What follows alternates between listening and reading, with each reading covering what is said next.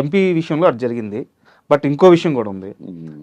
Senior NTR గారు రాజకీయ party పెట్టి ఎలక్షన్లకు వెళ్ళే ముందు ఇండస్ట్రీ నుంచి పిలిచి ఒకే ఒక వ్యక్తిని శివకృష్ణని మాత్రమే పిలిచి Correct. మేడ్చల్ ఎమ్మెల్యే సీట్ ఇచ్చి పోటీ చేయమన్నారు. మీరు ఇవన్నీ చెప్పకూడదు, ఏంటంటే సెల్ఫ్ డబ్బా కొట్టినట్టు ఉంటాయి. బట్ నేనే చెప్తున్నాను కదా, ఇది రిటర్న్ కదా హిస్టరీలో. అంటే 83లో మరో మలుపు ఈ చరిత్ర సరే ఇది కథ ముగింపు అయిన తర్వాత, ముందడిగా అయిన తర్వాత నాకు బాపాయ్ గారు డైరెక్టర్, దేవి వరప్రసాద్ ప్రొడ్యూసర్, నా దేశం. వాళ్ళు లావారీస్ అని హిందీ సినిమాది, దాన్ని రీమేక్ చేస్తున్నారు. పరశురావు లేదాక రైటర్స్, మా గురువు లేదాక రైటర్స్. ఏం చేశారంటే దాంట్లో సురేష్ ఓబరాయ్ చేశాడు ఆ వేషం. ఒక ఫెరోషియస్ కావాలి, యంగ్ ఆడ కొద్దిగా వయసే యంగ్ కావాలి. ఎవరు ఎవరు ఎవరు అంటే లేరు, ఇండస్ట్రీలో ఎవరు లేరు. ఆ యంగ్ హీరో ఇమేజ్ ఉండి ఆ రెబల్ క్యారెక్టర్, అప్పుడు మాదాల రంగారావు ఇంచుమించుగా రిటైర్మెంట్, ఇక నేను తప్ప ఎవరు లేరు. ఎలా అడగాలి, ఎలా చేయాలి? దేవి వరప్రసాద్ ఏమో అడగలేము అతను, ఎందుకంటే ఆయనకి రెబల్ ముందు అయినే కదా, మేమంతా తర్వాత వచ్చాము. అవి ఏం జరిగిందో అది కూడా తెలియదు నాకు. ఎలాగా పరిశుభ్రాలు తల పట్టుకున్నాడు ఆయన. దేవి వరప్రసాద్ టైం లేదు, 15 రోజులు ఇచ్చాడు ఎన్టీ రామారావు. టైం దగ్గర పడిపోతుంది. టైం రామారావు కాల్ షీట్లు పాటు చేసుకోలేరు కదా, ఆయన ఆఖరి సినిమా. ఇక లాస్ట్లో ఏంటంటే పరిశుభ్రాలు చిన్న హింట్ ఇచ్చారు, మా ఊడిని అడగండి అన్న. నేను అడగను, అప్పటికే 3 హీరోగా హిట్లు కొట్టి 4 హిట్లు కొట్టాడు హీరోగా, ఎలాగ అడుగుతానయ్యా గోపాలకృష్ణ అన్నాడు.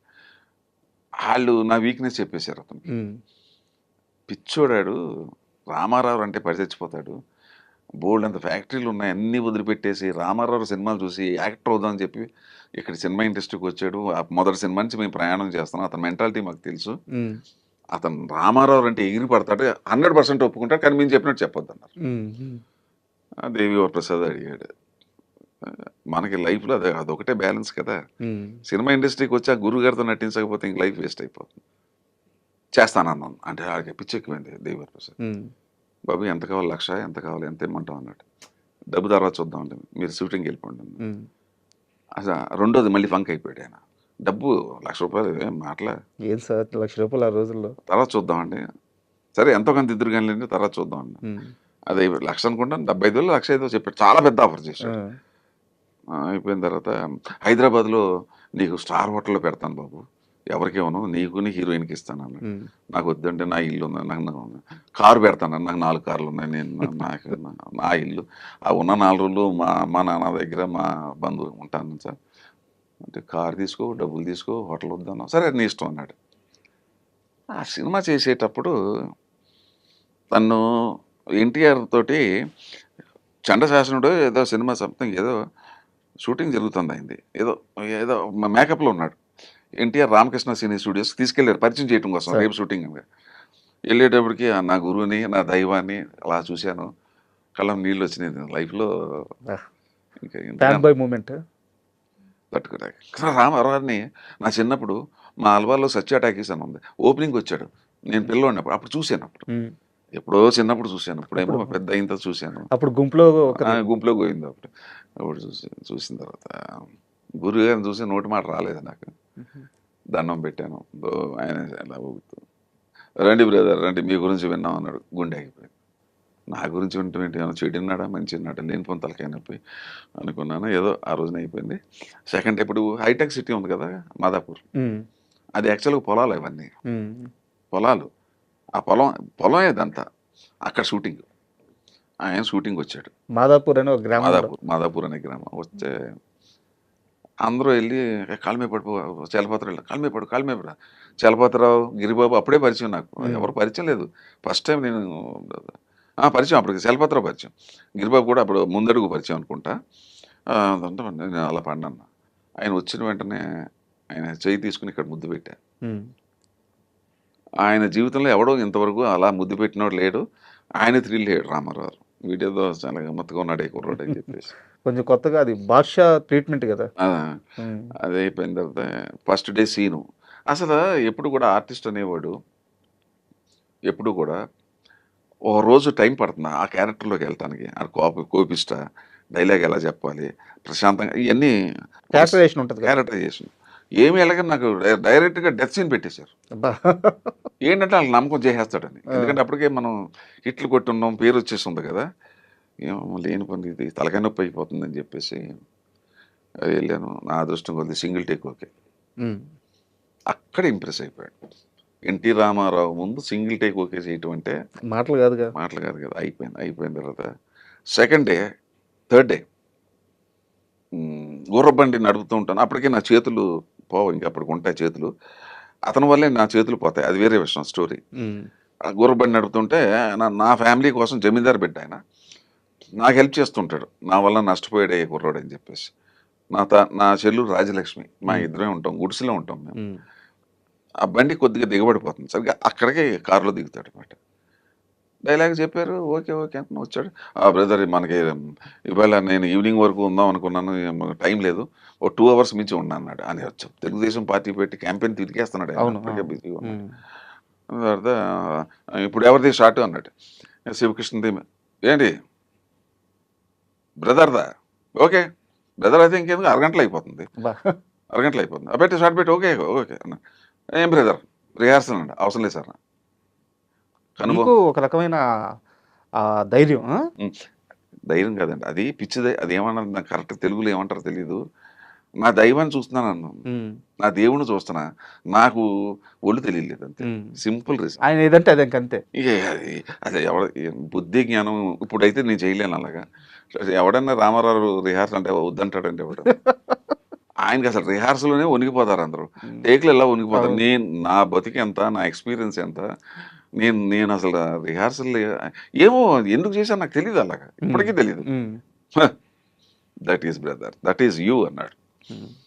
చెప్పేశాను మొత్తం. నాకేసిందంటే నాకు తెలియకుండా, నాకు ముందు డైరెక్టర్ చెప్పాడు సీన్లో సగం ఇక్కడ దాకానే షార్ట్ అన్నాడు. ఓకే అన్నాను. ఆయన అనుకున్నాడు ఫుల్ సీన్ ఉందనుకున్నాడు ఆయన. ఓకే డైలాగ్ చెప్పి నేను సగం సీన్ అయిపోయిన తర్వాత చెప్పుకుంటే నేను డైలాగ్ చెప్పకుండా ఆపేశాను. ఏం బ్రదర్ నీ మీద ఎంతో నమ్మకంతో మేము రిహార్సల్ లేకుండా టేక్ అన్నాం, ఎందుకు ఆపేసావు మధ్యలో అన్నాడు. నేను బిత్రమాకు వేసాను. నా డైరెక్టర్ గారు ఇక్కడ దాకా చెప్పాడు సార్ షార్ట్. ఏం బాపయ్య ఏం మాట్లాడుతున్నావు, అటువంటి చాక్లెట్ కుర్రండి పెట్టుకుని ఆపేంటి, ఫుల్ పేజ్ పెట్టు అన్నాడు. అమ్మా నాకంత ఒళ్ళు అక్కడ కొద్దిగా షేక్ అయినమాట వాస్తవం. అప్పుడు ఏం బ్రదర్ డైలాగ్ చూసుకోవాలా? అక్కర్లేదు సార్ అన్న. అది ఇంకా అసలు టైం రెండోది చూడాలిగా డైలాగ్, ముందే చూశాను కాబట్టి లక్కీకి అయిపోయాను. Single take okay. అక్కడే ఇంప్రెస్ అయిపోయాడు, మంచి ఇంప్రెస్ అయిపోయి నన్ను లెక్కల్లో పెట్టుకుని సరిగ్గా పార్టీ అనౌన్స్ చేసే ముందు రామకృష్ణ సినీ స్టూడియోకి వెళ్ళా. ఎవరిని లోపల రానివట్లా, నేను వచ్చానని చెప్పన్నాను. నన్నుని ఈయన మన నారాయణ రెడ్డి గారు మా ఇద్దరినే లోపల రమ్మన్నాడు. శ్రీనారాయణ మీ ఇద్దరే లోపలికి వెళ్ళాం. ఓ రండి బ్రదర్ రండి అన్నాడు. అందరూ నన్ను ఉంచున్నారు. ఆ బ్రదర్ మీకు సీట్ ఇస్తున్నాం అన్నాడు. మీ ఫ్యామిలీ గురించి విన్నాం, మేడ్చల్, ఇప్పుడు కొంపల్లి మేడ్చల్ ఉంది, అక్కడ మీరు పోటీ చేస్తున్నారు, మీలాంటి యంగ్ ఫెలోస్ డైనమిక్ మాకు కావాలన్నాడు. కాళ్ళకి దండం సార్. ఇప్పటికే చాలా విచిత్రమైన సంఘటనలు ఇవన్నీ సార్. ఇప్పటికే నేను మీ వల్ల చెడిపోయాను అంటున్నారు సార్, ఇంకా ఎందుకు సార్ అన్నాను. కోపం వచ్చేసింది, చాలా కోపం. What non sense your talking, నా వల్ల నువ్వు చెడిపోవటం ఏంటన్నా. సార్ క్షమించండి సార్, మీరు తప్పుగా అర్థం చేసుకున్నారు, నేను వెనకాల కొద్దో గొప్ప ఉన్నాడు సార్, అన్నీ వదిలిపెట్టి పిచ్చనా కొడుకు రామారావు ఫ్యాన్ అయిపోయి సినిమాలో వెళ్ళిపోయాడు, ఇవన్నీ వదిలిపెట్టి అంటున్నారండి అన్న. ఓ అట్లా అని చెప్పేసి అప్పటికి ఆయనకి ఆనందం వేసి అప్పుడు లేదు సార్ 100 సినిమాలు అయిన తర్వాత వస్తాను సార్, ఇట్స్ ఆల్ రైట్ అన్నాడు. ఇంకో ఇన్సిడెంట్ జరిగింది ఆయనకి. తెలుగుదేశం పార్టీ పెట్టినప్పుడు నేను ఈ షూటింగ్ అయిపోయిన తర్వాత ఎలక్షన్కి బిఫోరు నేను రామారావు ఇంటికి వెళ్ళాను హ్యాబిట్స్లో. తెల్లవారుజాము 4 గంటలకు వెళ్ళాను, నేను మా కజిన్ ఒకరిని తీసుకుని వెళ్ళాను. వెళ్ళగానే మనకి ఫస్ట్ ఇచ్చేసాడు, చెక్ పట్టుకుని వెళ్ళా 5,000 రూపీస్. 5,000 10,000 ఏం గుర్తులేదు, 5,000 చెక్ ఉంది ఇప్పటికీ అనుకుంటా. ఏమది అన్నాడు. చిన్న వృధా, నేను వచ్చాను మీకోసమే సార్, సినిమా ఇండస్ట్రీ నాదన్నీ వదిలిపెట్టుకుని సినిమా ఆర్టిస్ట్ అవుదాన్ని వచ్చాను సార్, నాకు కూడా తెలుగుదేశంలో నేను ఏదో ఉడతా భక్తిగా కాంట్రిబ్యూషన్ అనుకున్నాను. నీకు పైచ్యం ఎక్కిందా పిచ్చి ఎక్కిందా అన్నాడు. మేము ఎవరి దగ్గర రూపాయి, సినిమా వాళ్ళనే మేము రానేబల దగ్గరికి, నీ దగ్గర ఎట్లా తీసుకుంటాం అనుకున్నా. అది తీసుకుని వెళ్ళిపో అన్నాడు. అలా ముఖం పెట్టి చూసుకున్నాను. ఏం ఇంకా వెళ్ళటం లేదన్నాడు. ఆయన కోపం వచ్చింది. వెళ్తాను సార్, కానీ ఒక్కడ మాత్రం జరుగుతుంది సార్, గేటు బయట ఆత్మహత్య చేసుకుంటాను. మీరు క్యాంపెయిన్ కూడా తిరగలేరు, మీరు నన్ను కాదంటే ఏమనుకుంటున్నారు మీరు, నా లైఫ్ అంతా త్యాగం చేసి వచ్చాను మీకోసం ఇక్కడికి, మీ భక్తుడు. బా నీ ప్రేమను తట్టుకోలేకపోతున్నాం. సరే పట్టుకెళ్ళి room number 33 Ramakrishna senior Upendra అని ఒక అతను ఉంటాడు, అక్కడ పట్టుకెళ్ళి అన్నారు. ఆ ఉపేంద్ర ఏంటి, ఆయన రైల్వేలో డిపార్ట్మెంట్లో పనిచేసి ఈయన దగ్గర ఉన్నాడు. ఆయన మినిస్టర్ కాదు, ఎమ్మెల్యే కాదు, ఏం కాదు. అక్కడ వెళ్ళి ఆ రామకృష్ణ సీనియర్ స్టూడియోలో రూమ్ నెంబర్ 32 33 పట్టుకెళ్ళి ఆ 5,000 రూపీస్ ఇస్తే మేము తీసుకోం అన్నాడు. సార్ రామారావు గారు పంపించారు ఉండు అయితే అని చెప్పి, ఎవరితో మాట్లాడాడో తెలియదు మనకి, తీసుకోమని చెప్పారు. అట్లా నాది ఫస్ట్ డొనేషన్ నాదే. డబ్బుల దగ్గర ఆయన అంత నిక్కచ్చిగా అంత నిజాయితీగా ఉంది. ఎక్కడ రూపాయి తీసుకోలేదు. ఉమ్. ఇవన్నీ బయట ప్రపంచానికి తెలియవండి. ఆయన గురించి ఏదో అనుకుంటారు. ఇవన్నీ నిజం, నాతో జరిగిన సంఘటనలు మీకు చెప్తున్నాను. Super sir.